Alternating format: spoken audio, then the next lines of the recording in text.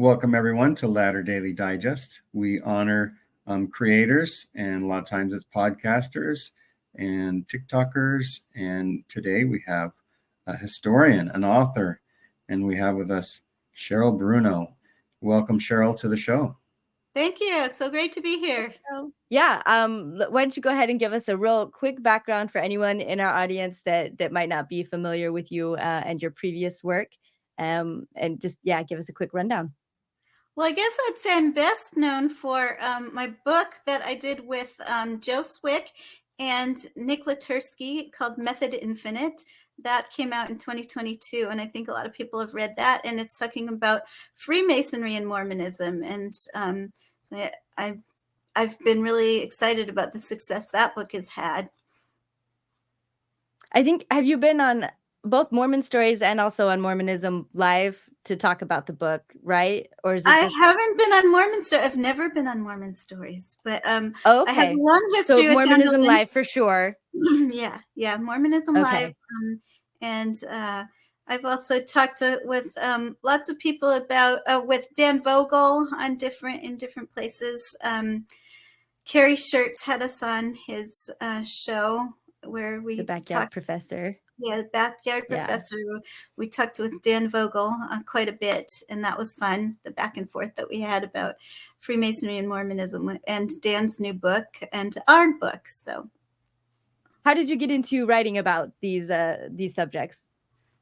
Well, I mean, how did you become Cheryl Bruno? How did I become Cheryl Bruno? Since I have not been on Mormon Stories, I want to tell a little bit about my Mormon story here, just so people can kind of know my background a little bit. And it's difficult, and I haven't in any other place told really my background besides just maybe a few sentences, because it's so difficult for me.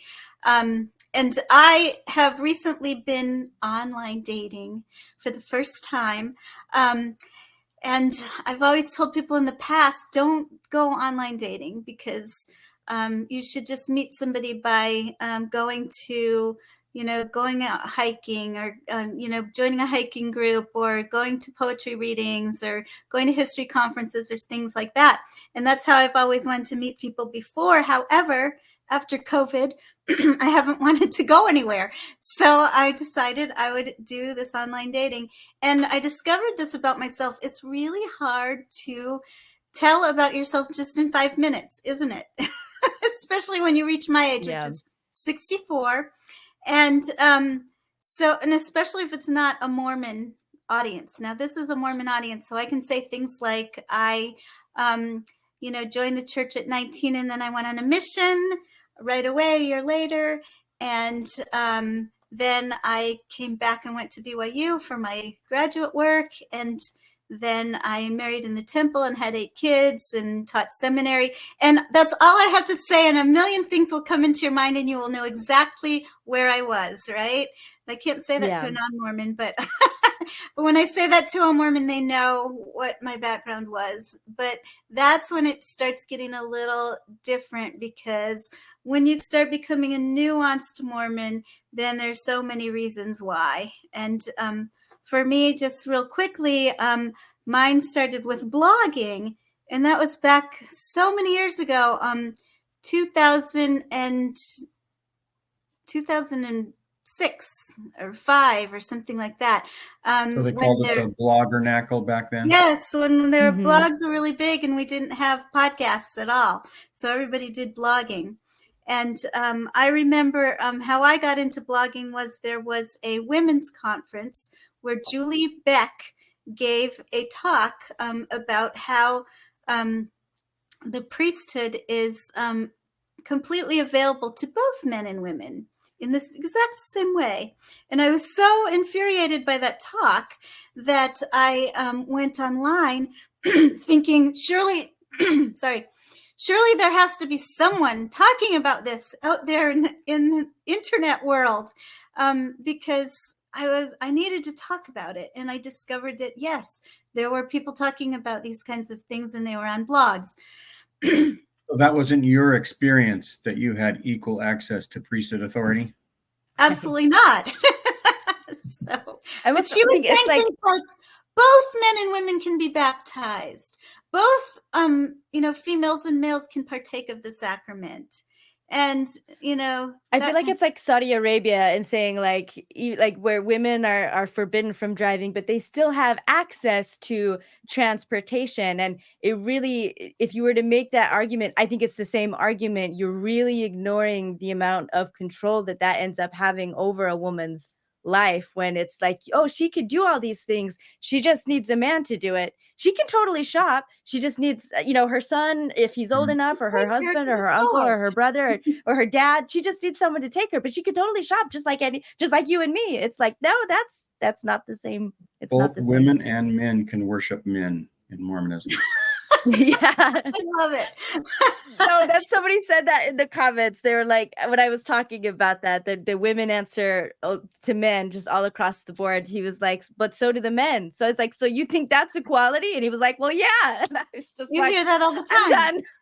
Missing the Yeah. point. Yes, you hear Yeah. that all the time, and it's so infuriating, because people just, it's like almost they have blinders on, because she absolutely did not see that women were not equal.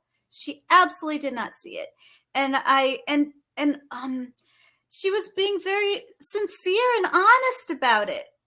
And was she in the absolutely Relief Society presidency at the time? Yes. And it was so upsetting to me. And I did not consider myself a feminist at that point either. Here I was, little Right. mommy It's a with bad word.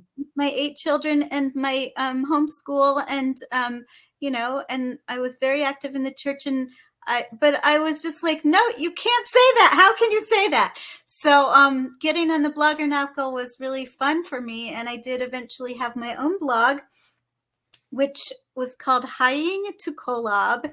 And I called myself Bored in Vernal. I was living in Vernal at the time. And Vernal, I feel for you. I there's not a was lot to do in Vernal. born in that part. Yeah, that's where part of my family is from. So Skinwalker Ranch is near Vernal. Yeah, there's not a lot. Not a And lot. dinosaurs Yeah. bones. And There not you go. just that there isn't a lot to do, but also there's just not a lot of ideas floating around in the air, right? So It's not metropolitan. right. So I began living in the blog world, and just so many things to say and so many ideas to knock around, and so I've ever since then I've really changed a lot and grown a lot, and so I do consider myself still a Mormon, but a nuanced Mormon. So So in a way, you were finding your voice by writing the blogs. When did you first publish something? So my first publication was in 2000. I can't even remember the date. I'm thinking like 10 years ago, or maybe it could even be 15 years ago. I published in the Journal of Mormon History a piece on Parley P. Pratt and his wives. And so I guess I started publishing in polygamy, talking about polygamy pretty early. Polygamy has always fascinated me. And I come from a family who, though my family is not Mormon, but my family has polyamory in it. So I grew up in a home with a husband and 2 wives. So I had that experience, and I think I have a different take on polygamy, because I don't have a cultural bias against. I think a lot of people who their knee-jerk reaction is polygamy is sinful, actually do have a cultural bias that they need to examine, because it's not necessarily just the pinpoint dot of polygamy that might be sinful. Now, there may be things that are included with Mormon polygamy, like power issues, the imbalance of power, or with age, young girls being influenced to enter that kind of thing. So those are things that need to be discussed along with Mormon polygamy. But just to say, polygamy is sinful when you have consenting adults, I don't think it's a big issue. I mean, it is a big issue, but it's not. People need to examine why exactly they feel that way. It's So just for me, an alternate social structure. Yes, it is. And it even hasn't been around that long. Monogamy hasn't even been around that long. And, you know, I mean, you've heard all the arguments, look at the animal world and, you know, so, so there are many things that go into a discussion of polygamy. And I think I have a unique background. I think consent being the key factor, and just because someone says yes to something doesn't necessarily mean it's consent. But exactly. But yes, I agree with you. Yeah, it's kind of Alyssa Wall is from the FLDS, and she did an interview where she talked about polygamy as kind of a petri dish almost for a lot of, you know, abuses. Yes. But it's not the abuse itself, but it just kind of, it creates an environment where it's easy for these things to happen. But I think she would agree with you. It's not inherently, yeah.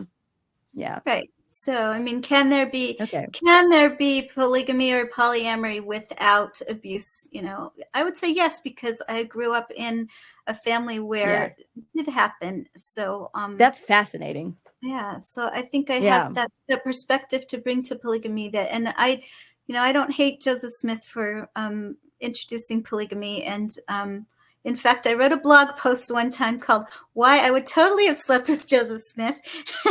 So, yes, you'll have to look it up. But I don't know. We'll include that in the show notes, I think. See, I have a different perspective. I have a totally different perspective than Maven. Yeah. So we'll have to discuss that one day. But and it's good. I mean, you joined the Bloggernacle to have more input, to have more voices being heard, and to start to have something that you can then create thoughts of your own. And studying history does that, and you can put your thought into a paper and go for it. Right. And so your background is just a really fascinating and unique one that I've met very few people that would come from that, especially, you know, in the United States. So I think I'm extremely fascinated. We're definitely going to have to do a 3-hour show with Cheryl and talk about her life more, but that'll be in the future. A very interesting life. But now let's get into the writing aspect, like starting into writing on Mormon subjects, because I did get my introduction into this by writing essays on my blog, you know, about my thoughts. And I found that I really loved it. I really loved putting things down in writing. But the way I go about clarifying my thoughts on certain issues is by talking about it. So blogging was perfect because I could put that out there, because you can't always find, and especially in Vernal, I couldn't find very many people to talk about these issues with. So putting it out on my blog, and then you have all the commenters come on and they tell about, you know, what they think. So Maven would come on there and say, what, you know, here's what I think about sleeping with Joseph Smith. And then, you know, that would clarify my thinking. I could think, you know, other things I maybe had never considered would come in, and then we could talk about it and respond. And then my writing became more clear. As I talk about things, my writing becomes more clear and focused. So I really loved the discussion that goes into writing. So you'll notice that did somebody encourage you to create a publication? You get something publication ready? Yes, that first article was as a part of a roundtable on Parley P. Pratt's autobiography, and I was just one of the essays. So then I had published in the Journal of Mormon History and got to work with Lavina Fielding Anderson, who edited my piece, and just was hooked on it. I loved it. So I think from that nothing point, but good about Lavina. Oh, she's wonderful. And the thing about Lavina is, you've heard many people say that she had that personal touch, and she did the same with me. She not only edited my work, but like took a personal interest in me. And then from that point on, she always, you know, made a point to say hi to me at Sunstone, or things are going on in my life that became public. She would shoot me an email and say, I heard about this, hope you're doing okay, you know. And then when I had to contact her for certain particular things, she would not only answer my questions, she would then say, well, how's your daughter so-and-so, you know, and just very personally knew the names of my children, or knew certain personal details about me. So she was amazing. It's wonderful. So, but she really got me very interested in writing in history. Now, I got to admit this too. I've had a background of maybe Mormon theology more. I had a study group at one point when I was teaching seminary, an Isaiah study group. And I wrote 2 books on Isaiah, which have never been published, of course. But I don't know that they ever will be, because I've really come a long way in my thoughts about theology. So I'm not where I was. But that was really kind of my first love in writing. And the essays on my blog are sort of that, sort of more towards theology a lot of times. But after writing about Parley P. Pratt and polygamy, I got into Mormon history. And that's where I've been published, I've been published in Mormon history. And so your recent book is kind of a little bit of an aberration from that, then, to be about Freemasonry, with Method Infinite. Is that? Yeah, and I would consider that a historical book. It would be Mormon history. Yeah. But all of my published writing, I think, has been Mormon history now. I'm solidly into that. I'm sort of out of theology now. I don't even like to make comments on theology, because next week it may be different. So, right. And when I do, it's more of the history of theology. Like, what was Mormon theology in the 1840s? How did it change? That kind of thing. So I love history now. And so I did a series of articles in the Journal of Mormon History.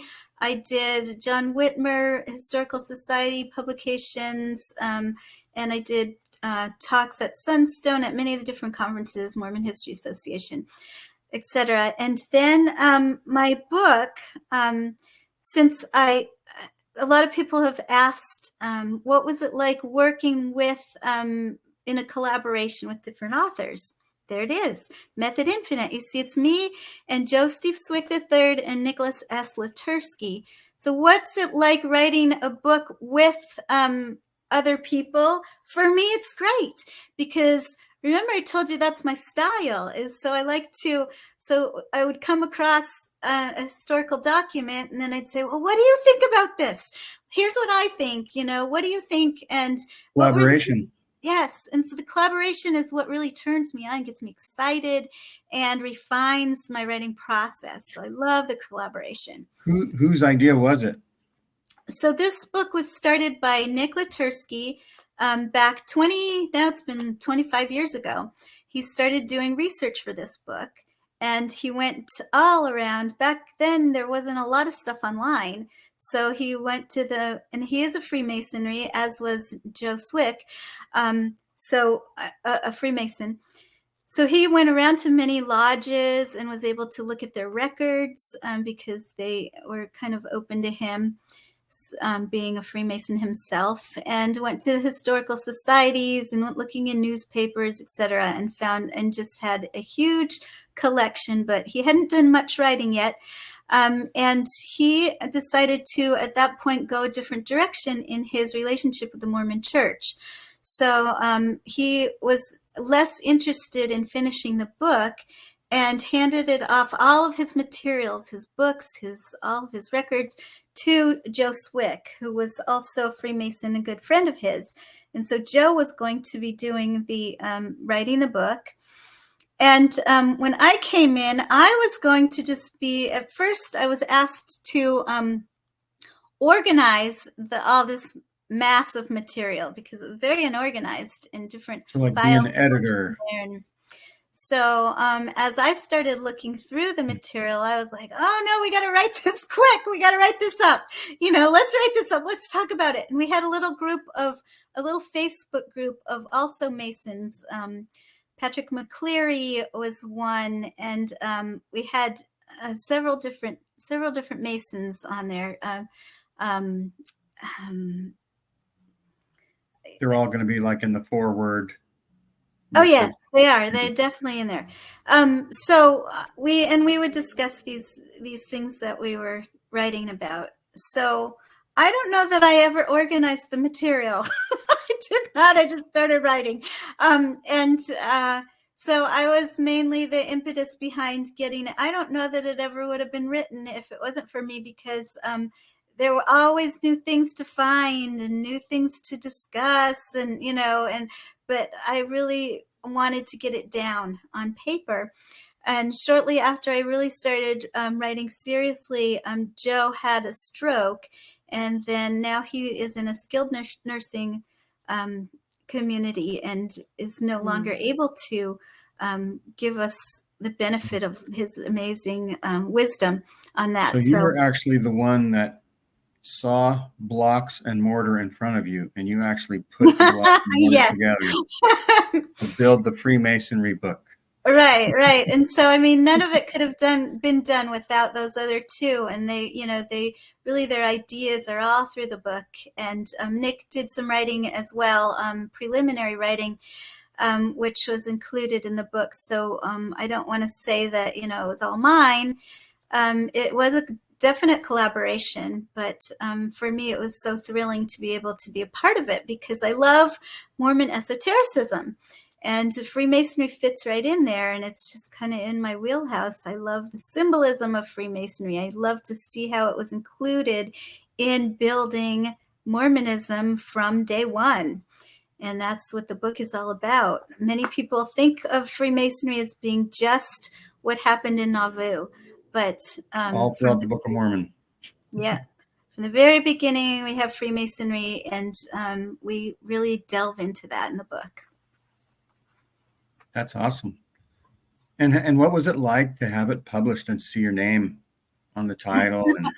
Well, I don't know. By that time, I was kind of used to seeing my name in print. But the most exciting was when, I was when I first got into print, and when people started actually quoting my work. I wrote a paper in, I don't know, like 2014 or something like that, called Freemasonry in the Relief Society, Keeping a Secret, and talking about the Nauvoo Relief Society and Freemasonry and polygamy. And when people started quoting from that, I was very impressed with myself, and that was a real thrill. But like the Masonic book, I didn't know if anyone would even read it. It's kind of it's a niche, if you're not interested in Mormonism, Freemasonry, then you're not going to pick that book up. And even if you are, you might not want to read 500 pages about it. So I didn't know. I think for me, like growing up, I'd heard about Freemasonry, and I know there's a lot of, I guess in conspiratorial circles, it's seen as kind of a sinister, malicious thing. And I don't really have an opinion on that, but I think for me as a member growing up, the real interest in it, or is the implications that it has, compared to the narrative that you're taught.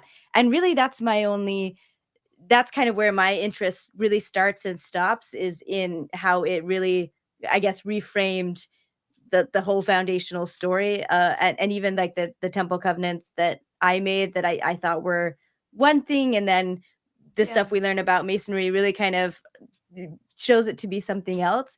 But outside of that, my interest doesn't really typically go beyond that. But we do get, on the shows that I mod, it's a pretty common comment that someone will say, or even in kind of Mormon and ex-Mormon spaces in general, just like, it'll just be a single, like, Joseph Smith was a Freemason, and that's enough, I think, to them to stand on its own. And I clearly see it as a criticism, but it doesn't come across as a criticism to me. Anyway, that's, and like from my interesting to me. Growing up, it was all about, even though it was sort of modeled on maybe some of the Freemasonry, it was totally different. It was like, it's totally, so you think that only like 2 or 3 words from a ceremony are included in the endowment, instead of like multiple layers and almost a whole pattern and stuff like that. And so that was kind of shocking to me, how much it heavily relied on Freemasonry throughout the ceremony. Right. And back when that was your point of interest, was just the Mormon angle of it? Or, oh yeah, definitely. Yeah, definitely. But also back when we first started writing the book, what had been published out there was people were saying, oh, Joseph was a Freemason, but he only ever went to the lodge like 3 times, you know, and they didn't realize just how involved he was, just how very involved he was. And now lately, in recent times, there's been a great movement for people to say that Joseph was never involved in Freemasonry. And so I think the book is very important. It's much more important than I first realized.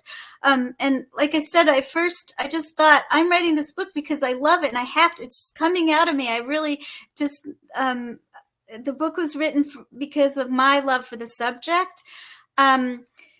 And I didn't really think that very many people would read it at all. And it didn't matter to me whether the book ever like made any money or whether anyone, you know, knew about it or whether my name was out in print. That was the question that got this going for me. Well, it didn't matter that my name was out there. Yeah, my name's out there. But then, you know, I feel. I remember at Sunstone, it was definitely the talk in the hallways was your book coming out.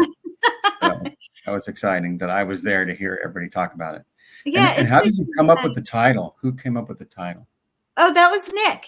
So the title comes from a quote by Eliza R. Snow, believed to be Eliza R. Snow. It's in Edward Tullige's Women of Mormondom. And it goes, there's method in Mormonism, method infinite. Mormonism is Masonic. So it's just this great quote. And so Nick decided to use the title Method Infinite, which I think is a great title. That's awesome. And so I guess we can point people to that book. We'll have in the description, we'll have a link to Signature. Is it Signature I'll Books? Put it here again. No, it's Coford. It's Greg Coford. Right. Greg Coford. So we'll have a link to it. And how did you get into your next project? So this one is with Signature Books. And Gary Bergera, I call him Bergera because he was my teacher in the MTC and he taught me French and he was Elder Bergera. So the French pronunciation. So now I can never get his name right. But anyway, Gary was at Signature Books and asked if I would put together a collection of essays on polygamy. And at first he was thinking that I would just draw upon essays that had already been published. But I thought, no, I'd like to do something fresh and new. And I think that I can gather together enough authors where we can have people come out with something new in the book. And this was 2 years ago, which is kind of, the publishing process takes such a long time that in a way I feel kind of bad because there's so many now other new issues that have come up that maybe I would have addressed in some of the essays, but that's okay. It's coming out this year and it's called Secret Covenants, New Insights on Mormon Polygamy. And we do talk just about early Mormon polygamy. So we've got some great names in there like Todd Compton, and we have Don Bradley. We have Christopher Smith. Let's see, Devery Anderson, Bill Smith, Claire Barris. We have some new authors that you might not have heard of who are great. Mark Tensmeyer, I think this is going to be his first publication. Marianne Clements also. So we've got some great names. I know. Oh, Susan Staker, you know her name. John Dinger, of course. I want to mention everyone. Bill Smith.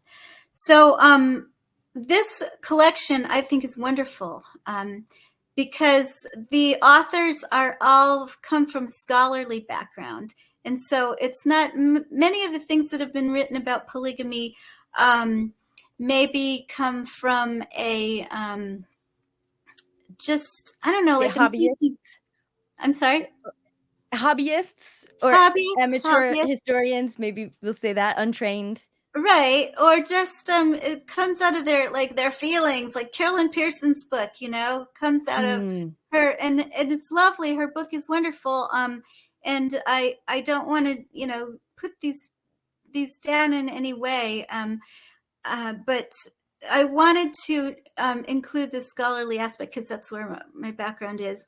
And so we were very careful to make sure that these things are historically able to be backed up. And so, but also I think they're very interesting. The essays are very interesting. And so one of the issues lately is are there any contemporary accounts of Joseph Smith's polygamy? If there's no contemporary accounts, then did he ever really even live polygamy? So Mark Tensmeyer is the one that addresses that, and he talks about why there might not be as many contemporary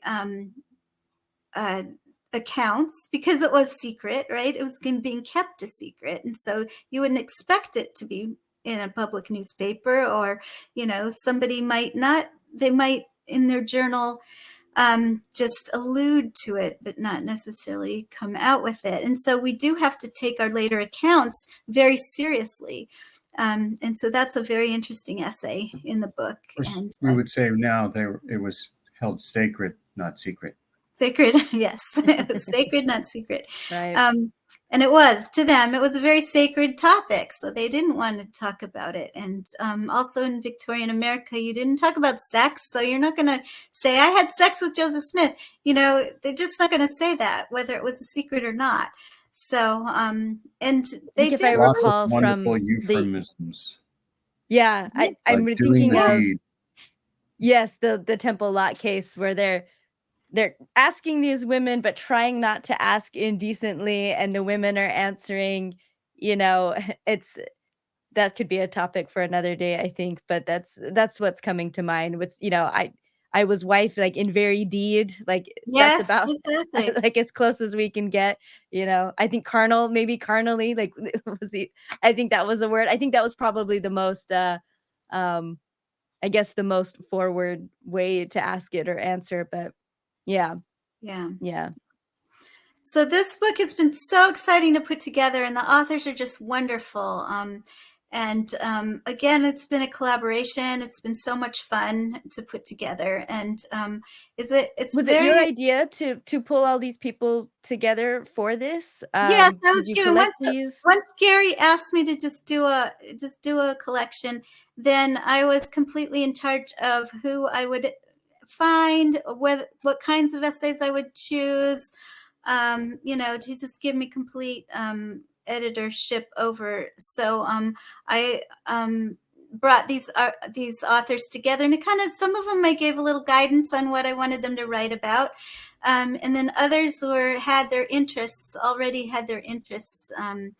And like Susan Staker is doing a whole collection on Joseph Smith in different places. And so she talked about the Egyptian papers and Joseph and Emma in Secret Nauvoo. And she's got a great essay there. So, and I did have quite a bit of control over them. And some of the authors I kind of reined in a little bit.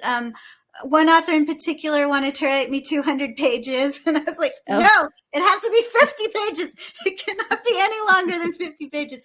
And still, sending me 80 pages. No, not 80. Come on down. Did you include them in alphabetic order according to the author's last name, or did you have a different No, order? I did it sort of in a little bit in chronological order, sort of. Ish. Kind of. kind of. The first couple of essays are sort of an overview of the topic, and then the last essay is more of a summary. So, and then they kind of go in order of, really, most authors concentrated on a specific person or time period, so it was pretty easy to do that. And so. Okay. And when can we expect that to start seeing this on shelves? Is it available for pre-order? No, it's not available for pre-order yet, but I would say in the next couple of months, because it's entering the very last stages. It is typeset, so once it gets typeset, it's usually pretty fast from there. So it'll be coming out for pre-order pretty soon. And again, that's Signature Books, and they've done a great job, and they've been wonderful to work with. Besides the fact that it's just so, it takes, the publication process is so long. It has to go in the queue. So all the ones that are ahead of it, get the first. Right. Yeah. Okay. Let us know when it hits, then we can update the show links for it to have it there. And we can also maybe do like an announcement and remind people that it's coming out. But that's fabulous. That's fabulous. And then I'll just give just a quick plug for my next book, which is also coming out in the next couple of months, but it's through Coford. And this is a biography of William Marks. And he is someone many people have never heard of, but I think he's just vital to Mormon history. And so if you haven't heard of him, you should have heard of him. And so that's why I'm writing a book on him. Awesome. And again, this is a collaboration with John Dinger. And the way this worked out was really fun because I am a part of a group on Facebook called Mormon Historians. And this is a group of several thousand people, some of whom are Mormon historians and some who are just interested in it, and some who just like to make waves. And it's a fun site. But one time we were talking, and somebody said, "Well, why don't we all just talk about what our next project is, what we're interested in?" And I came out and I said, "I'm going to do a biography on William Marks." At that time, it was just in my head, and John Dinger came on there and said, "Wait, I was doing a biography on William Marks." And so I said, "Well, I'll back off because you've actually published on him before, so I'll back out of this." And he said, no, let's collaborate. Let's do it together. And I was like, yes, let's do it together. And I am so excited that we've been doing this together because he really has added so many things that I could not have written on the legal aspect. He's a lawyer, so he knew all about the court cases, and he knew just the legal aspect. And I think that hopefully I've been able to add some things that John couldn't have come up with on his own, and we've been able to talk about. Yeah, that's the power of collaboration. Yeah. I think it's great that. I mean, it's great that you offered to back off on it as if only one person can at a time. But I do understand the feeling. I mean, even in the podcast sphere, sometimes there's this idea that we're taking from somebody, especially if we think they can do a better job than us. Then there's we'll just leave it to them. And I really love that he invited you to collaborate. And work on it together, because I really do think that ends in like a better product overall. And especially, I think it just really shows just in Mormonism in general, women's voices and women's collaboration is just really not valued unless it's to really just lift up what men are already saying. I've been very blessed to have people like Jean and Bill and RFM and John Dehlin in my life to help me elevate the voice and invite me to participate in things that I wouldn't do or wouldn't have done without them. And so I guess, I know I might be projecting, but that's what I'm seeing, just not seeing you as competition or someone that like as some kind of a threat to him and his work, but as someone to work with. I think that sounds like a really, really great environment. And I'm pleased that that's how that worked out for you guys. Yeah, maybe that's such an important point, because first of all, I was coming from, this kind of subjugated woman perspective to even say, well, I'll back off. Why didn't I say, well, let's collaborate? And I think today I would do that now because I was given that opportunity, by him. And I just, and Mormon history is really an interesting, or Mormon studies, I would say, is really an interesting field to be in, because on the one hand, you have a lot of people are proprietary of certain information. They're like, I came up with that, give me credit for what I came up with. Or they'll say, well, I'm going to write on that, so no one else can write about that because I'm the one I'm going to be the person that is known for that. And so then they don't want to share. But then other people are so willing to share what they've done and so amazing to give you documents that they have or point you in certain directions. I know Don Bradley's been great. Like for me, he's been wonderful to talk to because he likes to bat ideas around, and he's very free with saying, oh, why don't you go look at this? Or I have this I can send you by email, or, and I've met so many people that have been very open with information. But then there's just a tendency to want to be the one that, sort of, I don't know, breaks the story, or the one that's I'm known for Freemasonry, so no one else can be known for Freemasonry, So it's interesting, and especially in getting into the field as a woman, because you tend to want to hang back. The males are the ones that are, and I'll tell you that there have been times that Nick and I have gone on podcasts together, or we've gone, not necessarily our podcasts, but we've done, where is it when you go and, oh my goodness. Interviews? Interviews. Yeah. Okay. So Nick and I have done interviews together where the interviewer will ask a question and then just look at him, and expect Nick to be the one to answer that. Or maybe he'll ask me like, oh, how did you get involved in this project? Or what did it feel like to blah, blah, blah, but not ask me particular questions about a historical subject, and instead look at Nick for that. So they have been very we learned that in the temple ceremony, right? Where Eve has to look at Adam. Exactly. when she's being instructed.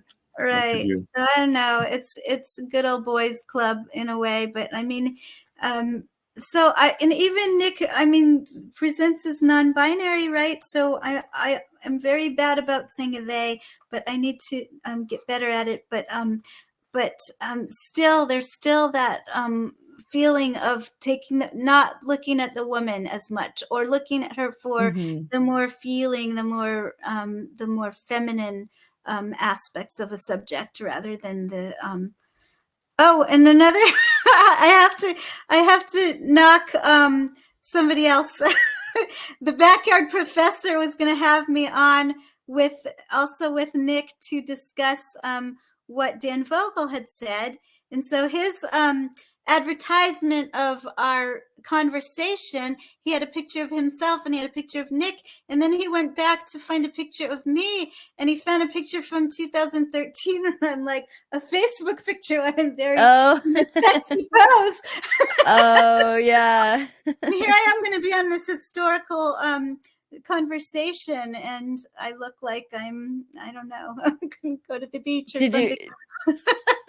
Did you reach out to him about that? Because I think Carrie would absolutely change it in a heartbeat. No, I did. I did tell him that was an issue, but I don't think it was ever changed. But yeah, it's still out there. Probably you can find it. Yeah. So you didn't feel very scholarly with that picture. And probably needed to be more. It's my Mormon training to just, I don't know, hang not back. Cause a fuss. But what I should have probably just said, Carrie, this isn't appropriate. I have a better one for you. Here it is. Why couldn't I have done that? I should have done that. But it's still challenging. It's not something, that's easy to turn off. And when you've spent decades in this, you were a convert, but you were converted at a really young age, which is for me, this was the experience with my mission, and what I've seen generally, that is kind of a prime age to get converts in.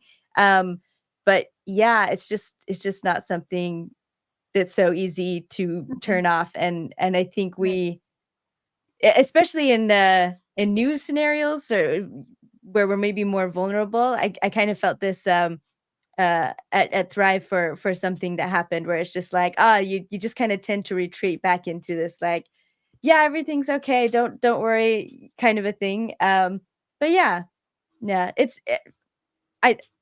something that we work on, I guess. And the Yeah, more we do it, the easier it gets for ourselves. Hopefully, the easier it gets for other women. And then, again, with support of people, like Jean, and that give us this space and allow yeah. us to speak. It's really helpful. Right. And And I am very grateful to Jean.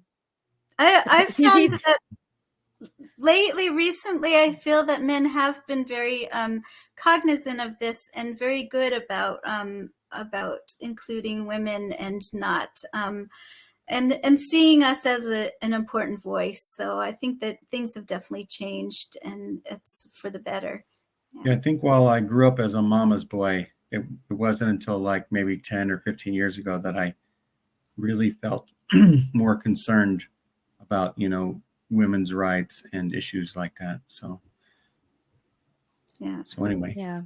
I And it's appreciate very you guys. subtle. I mean, it's very subtle. It's not Say like guys. many men are for women's rights, and they, have great respect for women, but still subtly, have, still these Like behaviors. societal ingrained Right. moments or whatever Yeah, it kind of is. small thing. Like I have a friend who I think, well, I know considers himself feminist, but I know just in talking a lot of times I'll be corrected on things which he didn't actually end up correcting me on, but just wording something very slightly differently, or if I would make a general statement, just like have to come in and say, well, yeah, but there's exceptions. And it's like, yeah, that's what I'm not making a blanket statement So more about like everything everywhere. So it's just, but it was constant. It was like I almost can't say anything without a little bit like kind of an action, or well, what about this or what about that? And it's so it like, wasn't mansplaining, it was manstraining. It was just like I straining guess the kind of yeah. But the Well, anyway, so mansplaining, yeah, just I to has think its this is reiterate because your I last actually love project. I actually love And- that Oh, the go ahead. word mansplaining has come into our vocabulary, because it's actually something that women do too sometimes, and it's not necessarily just men. Because sometimes women will treat you condescendingly, or not look at what your expertise is and try to explain something to you that they think that they know a lot more than you do, and don't realize that you're maybe the expert in that field, and so I think that that's a fun word to just be able to have in our vocabulary. And yeah, it often happens with men, and it's very nice to be able to just use that word. And sometimes I know I did use that word when I was at Best Buy one time, and somebody was talking to me about computers, and I just had to say, well, you are mansplaining that to me. And he was immediately, oh, okay, knew what that was, knew what he was doing, recognized it. And so it was that's really a good great. point though. I've noticed too, it could be anybody that just doesn't do it. And so there needs to be, I think, maybe a Man non-gendered out of word. that. Although, yeah, but to be honest, like I think so many gendered words have been a kind of against women in general. So it's almost like, okay, it's time for the men to have a derogatory term that is There we primarily, go. and it's because I think as a phenomenon, it does happen, maybe more we'll often. do We're getting off into the a weeds. unisex version called consplaining, like Condescending. condescending Yeah, explaining. there That's a we good go. one. So you That's a heard good it here one. first on March Jean 9th, solved it. 2024. Yes. Mhm. Yeah. But anyway, But so back to your latest yes. collaboration, we'll say, is John S. Dinger, right? Right, that's right. Because I was going to include something in the show notes about some things that he's written. Does he he have a book out already? A couple? Yes. He's done the High Council minutes, Nauvoo High Council minutes. He has several books and several articles out there, so you'll be able to find him easily. He's well known. I think I took my picture with him at either Sunstone or Mormon History Association. I had no idea who he was, but he was talking to some other famous people. Oh, and he's famous. I'll get a picture with him. He's also in my polygamy book. So he's great guy. There you go. Well, thanks so much, Cheryl, for coming on our show. Maven, do you have any final comments about what we've heard? No, I think I think I could keep talking to you and Cheryl for a It lot. was We a will wonderful probably after conversation. this. This was really great. Yeah. And we And I'm will so invite glad, Cheryl Cheryl. back. Any final words, Yeah. Cheryl? No, I sorry, I do have one final. Oh, okay. That's okay. This is the mistake. You can't ask me that. Because even if I say no, then like I'll immediately come up with something. I want to say that I appreciate you sharing your age. I don't think if you're okay with that, I hope we can put that out there because I think I'm going to say we're tied. there Ew. you go. Well, just for me, I think growing up, there's this kind of this idea that once I got married and I was a mother, it's kind of like that's the end of the road, really. Like life is your children, and then by the time they're out of the house, you're just old, and life is kind of over. It's just retirement, and there's really not much after that. And this is something that I'm realizing now, and it's I think really meaningful to people kind of either coming out of the church or at least like Michelle Stone finding their own voice and their own projects to come out, that there's really no age limit to it, that the world is ahead of us. And I love that you're publishing a book in your 60s or several, and it's just I I just want to say I really appreciate knowing that, and women who are confident talking about these kinds of things. And I know that there's a lot of people who sometimes feel like I'm too old at this point to accomplish anything, if I haven't figured stuff out by my 30s or my 40s or my 50s, then it's just I've lost it and it's all over. And not that you ever expressed anything like that at all, but I'm just so inspired by people who keep living life, keep being active, keeping their minds active, their bodies active, and just contributing to the world and to the next generations. That's really meaningful to me, and I really appreciate. I had no idea. I would never have guessed, but you look so. I really thought you would have been like a little bit older than me. Like I honestly, I'm Oh. genuinely, I was genuinely shocked. But again, Well, I yeah, just the want to Beatles, appreciate it's the that. Beatles' magic age because they had that song When I'm 64. And so now that I'm 64, I feel so magical. So There you go. There you go. I That's love right. it. So thanks for sharing that. And now any of your final thoughts. Oh, I for never Cheryl, had do you have anything else you want to add I don't have anything at the else. end? So Cheryl and I are 64, and we have a lot of living to do still. We sure do. And so anyway, thanks so very much. To our listeners, check the description for any media that we've referenced. And we'd like to, thank our viewers for watching, and, like and subscribe and all those good things. Oh, and share, right? Sharing is a really good way. Everybody share Cheryl. We want Comment. to, yeah, and comment. And even if you just say, I like your shirt, Jean, that's good enough. We'll see if we get any of those. But anyway, thanks a lot, Cheryl, and everybody have a great day. Thank you for having me.